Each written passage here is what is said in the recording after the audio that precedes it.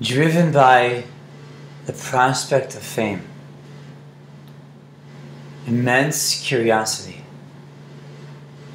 and the lure of gold, the adventure explorers ventured where few would go, the unknown. Throwing care into the wind, they traveled the seas. Oh, for the thrill of discovery.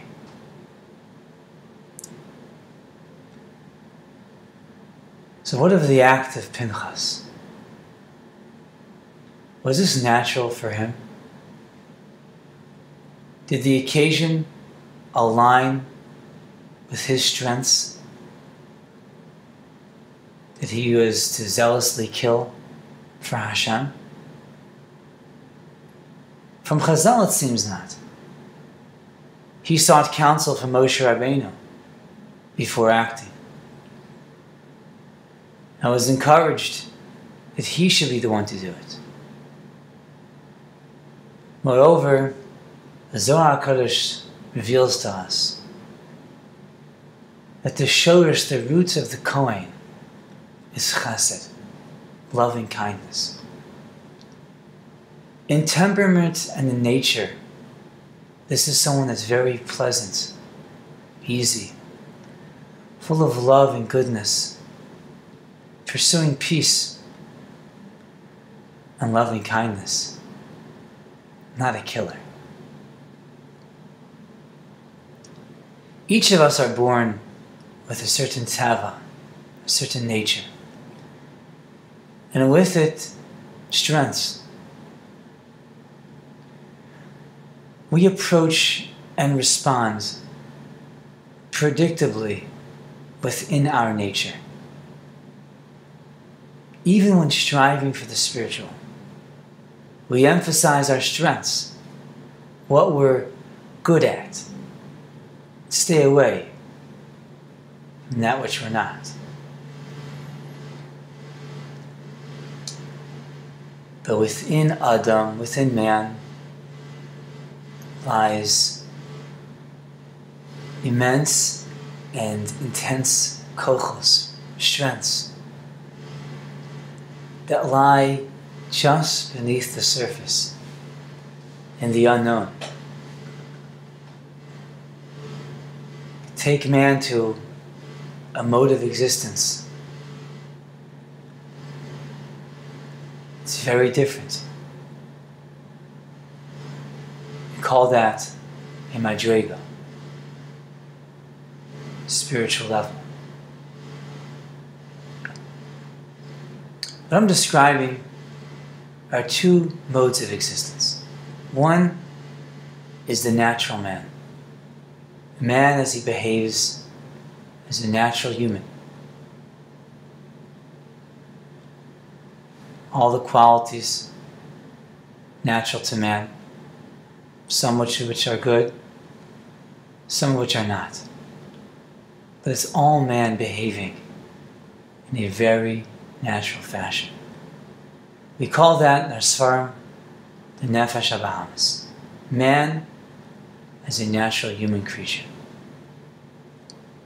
While even innate goodness, midos tovos, like compassion, may come from that natural human. This is one mode of existence that most of us live on most of the time.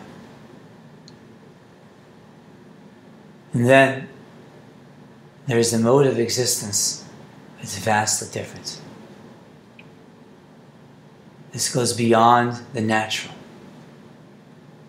and seeks to do the emes, the truth, what Hashem wills. It's the level where tzaddikim live. Although walking on the terrain of the earth, they lived on a different plane. It's the response of Hineni, here I am, ready to do the emes, the truth, your will. We call that a nefesh elokis, godly soul. Every venture of man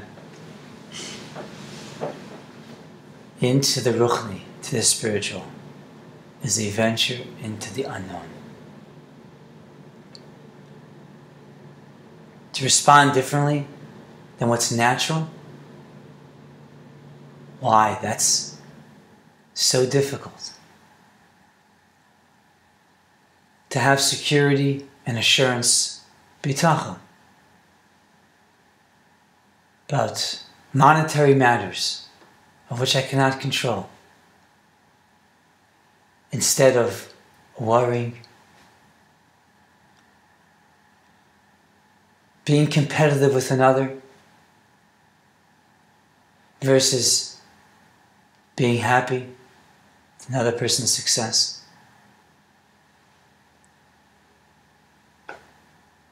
To respond to our children with patience, where our normal response is forcefulness and irritation.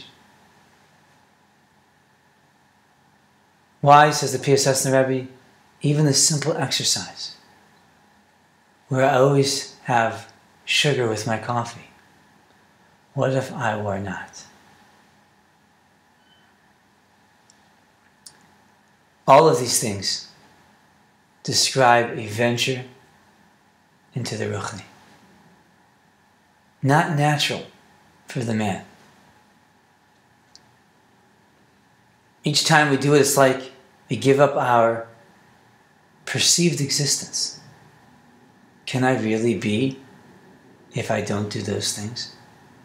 And if I do it differently? What does it take? How does man travel from the mode of existence, that way of behavior, of living, the nefesh habahamis, the natural man, to that mode of existence, the nefesh elokis? A little bit more, and a little bit more, and a little bit more.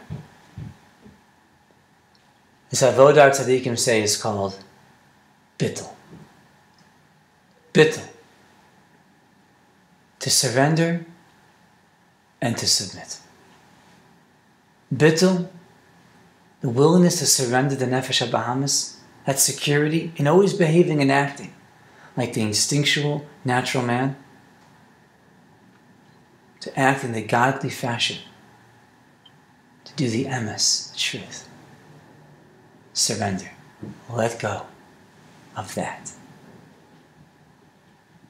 And then to submit. Submit to Hashem's will. This avodah of bittul, this beautiful service, which at first seems to give away ourselves, our perceived self, for something much greater. This beautiful life is what we're striving for. That venture into the unknown, into the nefesh elokis, makes us aware and helps us begin to explore and discover the incredible kochos hanefesh, qualities of the soul, that lie just beneath the familiar, and a complete transformation in man, in time. And so say Chazal, Ulo neskahin Pinchas ad sheharga Zimri. Pinchas did not become a Kohen until he killed Zimri. Aaron was a Kohen. Aaron's children were Kohanim. Pinchas was not yet a Kohen. What would it take? An act of heroism? A one-time act of doing something extraordinary? No. To acquire the kahuna, to be a Kohen, for one's children to be Kohanim, would take an act that was completely unnatural to the nature, the temperament, and the strengths that Pinchas perceived about himself. It require the Kohen to do the abnormal. On the sky Pinchas ad sheharag Zimri. Pinchas becomes the Kohen, is the Kohen, when he kills Zimri. And so it is for us. We can move ourselves more and more into that beautiful mode of existence, that way of living and perceiving Nefesh Elokis. The beautiful avoda of bittul, surrender and submission.